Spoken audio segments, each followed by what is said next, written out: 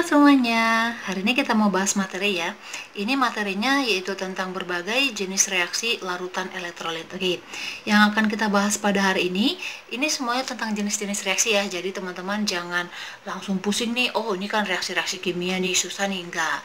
Nanti kita akan mudahkan aja supaya teman-teman mengertinya itu lebih gampang kayak gitu. Oke, tapi ini teman-teman harus tahu dulu konsep semuanya ya.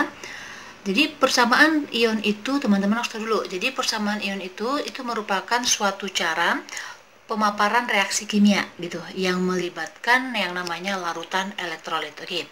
Jadi untuk pemaparan ini itu disebut dengan reaksi persamaan ion. Di mana nanti persamaan ion ini nanti di dalamnya itu terdapat ion-ion ya.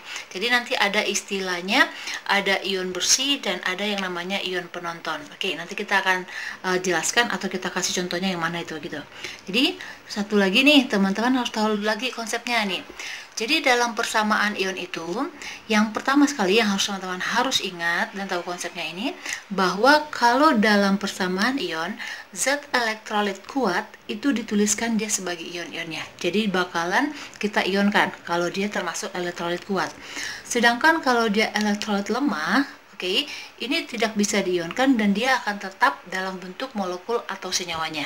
Oke, dan satu lagi, kalau dia misalnya elektrolit kuat, tetapi dia dalam bentuk padatan itu nggak bisa terion ya. Yang bisa terion itu adalah kalau dia dalam bentuk larutan. Berarti nanti kalau dia dalam wujudnya aqua, gitu ya. Jadi teman-teman sebelum mereaksikannya, teman-teman harus lihat dulu soalnya apakah nanti dia wujudnya itu dalam bentuk padat atau solid, apakah dia dalam bentuk larutan atau aqua, apakah dalam bentuk gas atau bahkan dia dalam bentuk lelehan kayak gitu. Jadi teman-teman harus perhatikan dulu yang itu, oke? Jadi kita masuk contohnya aja ya. Contohnya nih, reaksi antara aluminium sulfat dengan barium klorida. Oke, tadi kan ada konsepnya bahwa yang namanya zat elektrolit kuat itu yang akan terion menjadi ion-ionnya. Sedangkan elektrolit lemah itu dia tetap. Oke, teman-teman kalau udah tahu konsep ini, berarti teman-teman harus tahu juga yang namanya konsep yang mana sih yang termasuk ke dalam elektrolit kuat, yang mana sih yang termasuk ke dalam elektrolit lemah gitu ya. Oke, jadi yang elektrolit itu sendiri itu kan berarti suatu senyawa yang bisa diionkan kayak gitu.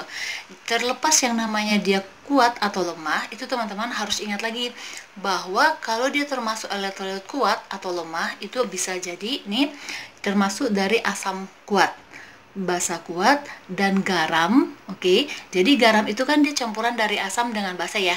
Oke, reaksi asam dan basa itu kan menghasilkan yang namanya garam.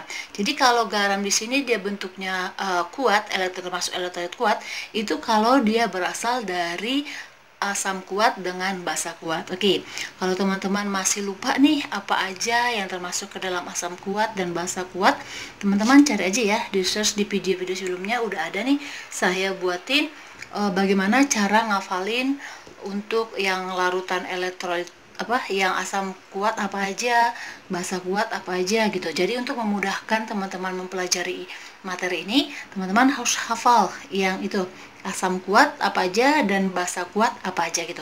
Sebenarnya nggak banyak, cuma dikit. Asamnya dia cuma sekitar 6, sedangkan basanya itu cuma ada sekitar 8. Jadi teman-teman cuma perlu ingat 14 aja kayak gitu. Oke. Nih. Ini kan aluminium sulfat. Oke, aluminium sulfat. Jadi aluminium sulfat ini, ya kan, ini termasuk ke dalam apa? Elektrolit kuat atau lemah? Ini termasuk elektrolit kuat ya.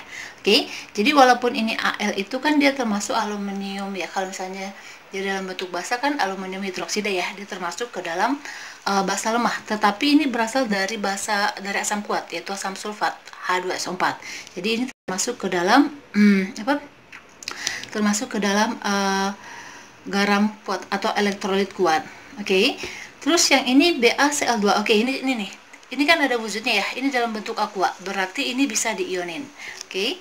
Terus kalau yang ini kan barium klorida ya. Barium itu kan dari basanya itu adalah BaOH. Dia termasuk basa kuat.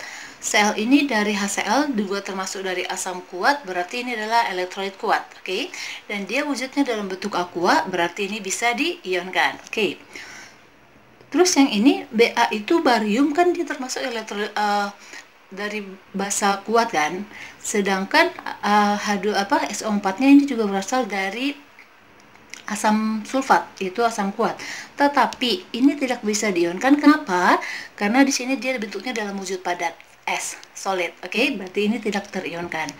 Kalau yang ini juga bisa diionin ya. Oke. Terus setelah ini teman-teman kalau udah tahu nih yang mana aja diionin, ingat lagi nih. Ini selalu saya tekanin. Kalau teman-teman menemukan yang namanya ada persamaan reaksi kimia, yang pertama sekali teman-teman lakukan adalah menyetarakan reaksinya. Oke, karena kenapa? Karena dalam penyetaraan reaksi itu kita harus menyamakan jumlah atom yang terlibat ya dalam reaksi ini, baik dari kiri dan kanan itu harus sama kiri kanan jumlahnya. Jadi harus disetarakan. Oke.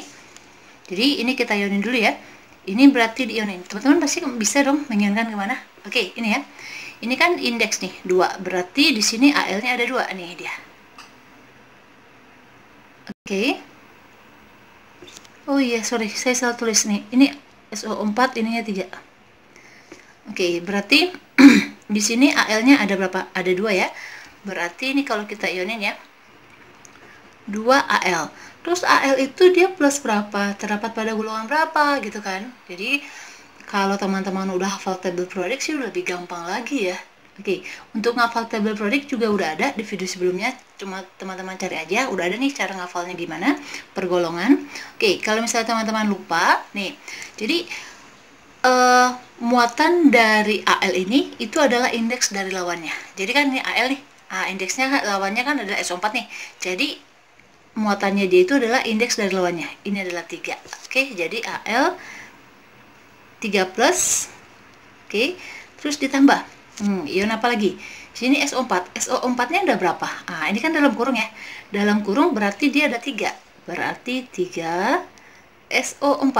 SO4 ini muatannya berapa gitu. Ini dia indeks lawannya. Oke, berarti dia 2 min. Udah selesai. Terus lanjut lagi yang B. Nih, ini kan ada koefisien. Jadi, kalau untuk mengetahui jumlah atomnya berarti dikalikan dengan koefisien. Oke, jadi itu gunanya salah satunya teman harus menyetarakan reaksinya. Oke, di sini kan BA indeksnya kan 1 nih. Koefisiennya 3. Berarti 3 dikali 1 berarti 3 ya. Berarti ada 3 BA-nya. Oke, muatannya berapa? Ini dia indeks lawannya. Ada 2. 2 plus. Oke, ditambah. Di sini atom Cl-nya ada berapa? Ada 6 ya, ini kan indeksnya 2, koefisiennya 3, berarti 3 dikali 2 ada 6, berarti 6 Cl. Oke, terus muatannya berapa? Indeksnya BA kan 1 nih, berarti BA min dia 1. Karena kan angka 1 kalau misalnya dalam persamaan reaksi kan nggak ditulis ya. Terus tanda panah, hasilnya lagi ya. Ingat tadi ini nggak diionkan karena dia dalam bentuk padat, berarti ini tetap 3 BaSO4, tulis wujudnya dalam bentuk solid, terus ditambah. Oke, ini dia aqua dan elektrolit kuat, berarti ini kita ionin. Oke, berarti ini indeksnya 1 Al, 2 kali 2 berarti 2 Al-nya. Oke, terus ini berarti muatannya 3 ya. 3 plus ditambah. Oke, di sini atom Cl-nya ada berapa? Ada 6 ya. Di sini kan 3 dikali 2 ada 6. 6 Cl min. Oke. Seperti yang tadi saya sebutin, bahwa ada yang namanya ion penonton. Setelah itu ada juga nanti setelah kita hapus ion penontonnya, baru kita buat persamaan ion bersihnya. Oke, jadi kita tentuin dulu nih, ion penontonnya siapa gitu. Jadi gini, jadi ion penonton itu adalah ion yang tidak mengalami perubahan. Jadi dia di kiri dan di kanan sama gitu. Itu yang namanya ion penonton. Oke, jadi yang sama nih, ini kan Al sama nih. Oke, ini sama. Ini berarti ini kita coret. Ini nggak ikut dalam persamaan reaksinya. Tapi kita tulis di sini. Jadi ion penontonnya ada Al3+ yang pertama. Terus ada lagi nggak yang sama? Cl-nya ya. Ini sama ini sama. Jadi yang bisa dicoret itu yang sebelah kiri sama sebelah kanan. Oke, kalau dia sama. Di sini ada Cl min. Oke, ada lagi nggak? Nggak ada. Jadi yang ion penonton itu adalah ion yang kiri sama kanannya sama, jadi nggak ada perubahan. Oke, setelah kita hapus ion penontonnya, berarti kita dapat dong ion bersihnya. Oke kan, persamaan ion bersihnya, berarti kita tulis yang sisanya.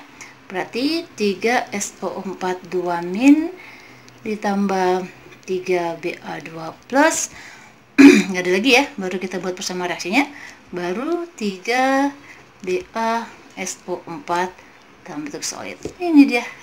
Gampang kan sebenarnya caranya?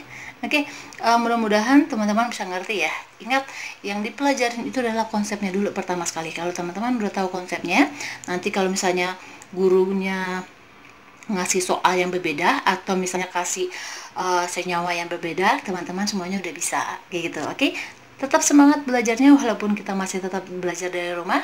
Oke, jangan lupa please share dan subscribe ya. Terima kasih.